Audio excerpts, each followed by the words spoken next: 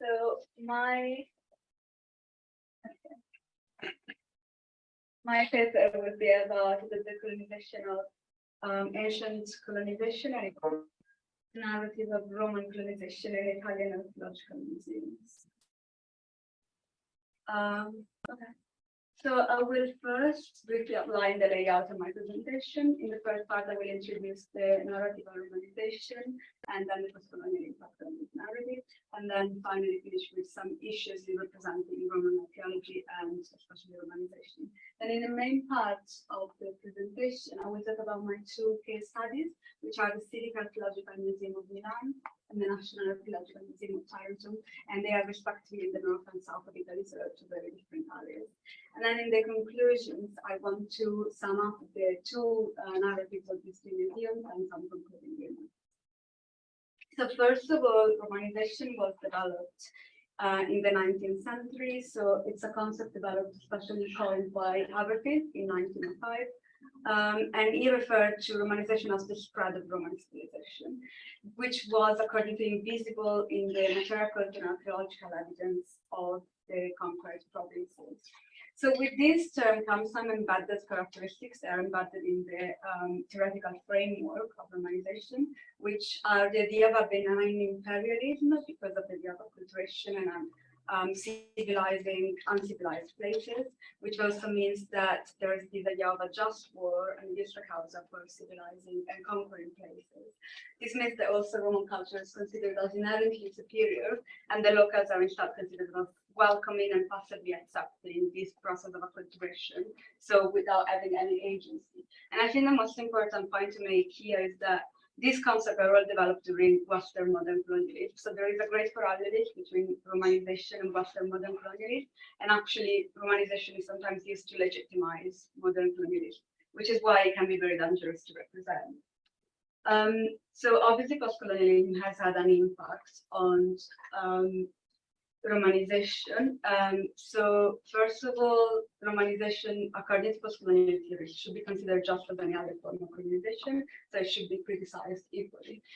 In this context, it means that Roman conquests are actually quite brutal and violent and exploitative, so there is no use causa or just work for this brutality.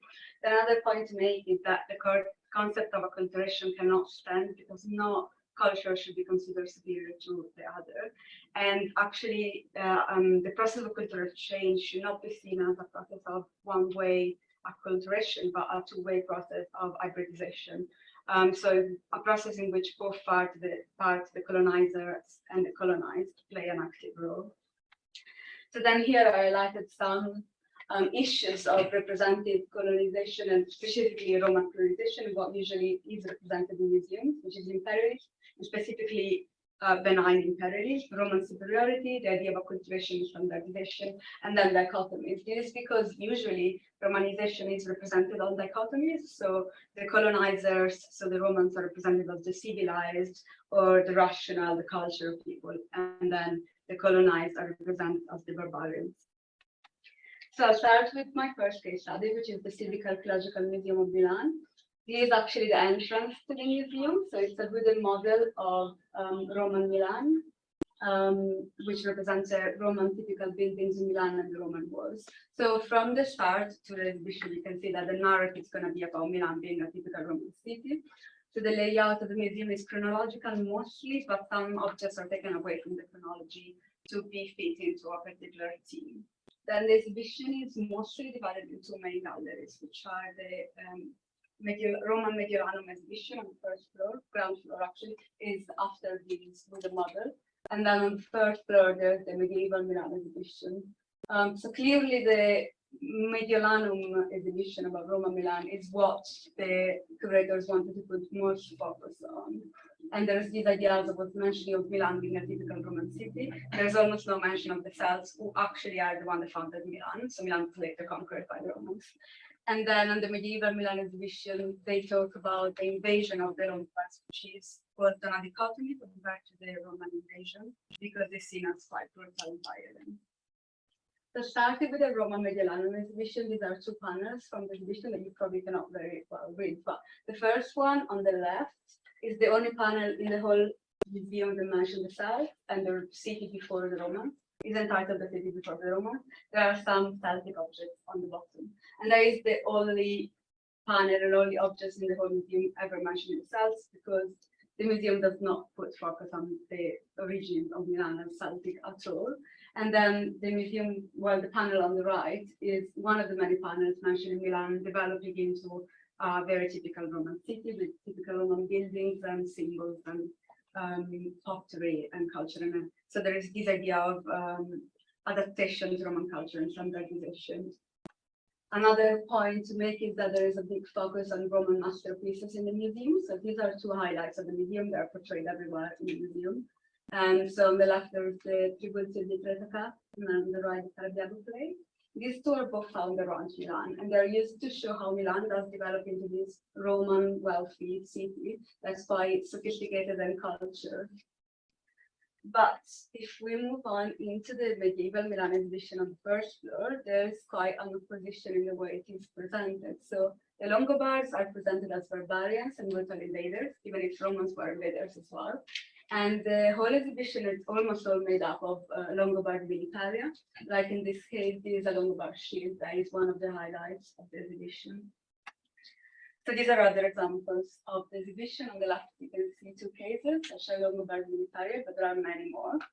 Then the bit that there's a reconstruction of a Longobard soldier. And this panel here on the right is the first panel of the introduction of the exhibition. It's called Barbarians 100 Years of Invasion. So from the start, the Longobards are called barbarians and invaders. And there's also quite interesting, they mentioned the fact that the reason that nowadays Milan does not have Roman typical buildings is because of the Longobard invasion, because they destroyed the city, which is actually not completely true, because most of the buildings were destroyed during the World Wars. This is my second case study. It's the National Archaeological Museum in Taranto. So once again, this is the entrance to the museum. So in the small picture, you can see the first room. And the only object in the first room, quite I have, is this bronze Greek statue from Magenta, which is near Taranto. It's a Zeus from Magenta, and it's the only object in the whole museum that is not put in chronological order. So this object is taken away from the chronology, put at the beginning to show quite an effective entrance and to show that Taranto was a Greek city, so a Greek polis. The gallery this time is divided into the Taras gallery. Taras is the Greek name from Taranto. And then the Tarentum gallery, which is actually the Latin name, so Roman city after the Roman conquest. So the narrative this time is quite different from Milan, because the city here is represented as Greek, and there's a narrative Greek autonomy which is then destroyed by the Romans. And I think the most important and most interesting part of the museum is that there is evidence of Roman violence and then Greek native resistance. So the Taras Gallery has three main themes that they show. The first one is this idea of mastery and sophistication and technology of Greek artists in Taras, which is usually shown through vases, vessels, or in this example, a Panathinaik amphora. Then there's the theme of independence and autonomy, and there is a theme that is very strong throughout the whole gallery, and it's shown through coinage, because coinage was minted by Magna Graecia cities. So they had their own coinage, so this means that we're quite independent. And this coin, for example, is minted in Taras. It has the Taras symbol, which is a dolphin, and then it says Taras in the Greek letters. And then the third theme is the theme of religion, which is also quite prominent.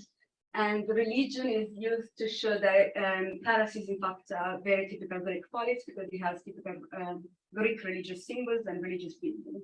This is one of the example of religious symbols, but also there is a reconstruction of an Ionic building in one of the rooms. The Tarentum Gallery, on the other hand, starts with these two cases, which are put in the middle of the corridor. So the English one is quite ruined, but it says the Roman conquest. And it's made up almost by all by Roman militaria. So it's quite an effective entrance, I'd say. And in this case, it shows the idea of the Roman conquest actually being brutal. But it says here the most interesting point is actually this coin hoard that is presented in the museum. So this coin hoard was a treasure hidden underground in Tarentum, was found by archaeologists. So it is thought that it was hidden because of the imminent danger of a Roman invasion, and then the owner never recovered it because he probably died during the Roman war. So in this case, in the museum, the coin hoard is used as evidence of the struggle against the Roman war and to show how violent it is. And the panel on the left, which describes the coin hoard, mentioned the Roman conquest as being so violent as to leave a deep mark on the city. And then there is also some mention of Greek resistance. So you won't be able to read it, but at the end of the panel, so the final sentence reads, Taras fighting desperately to prevent the loss of its autonomy and cultural identity until the definite conquest in 209 BC. So it's quite a powerful statement.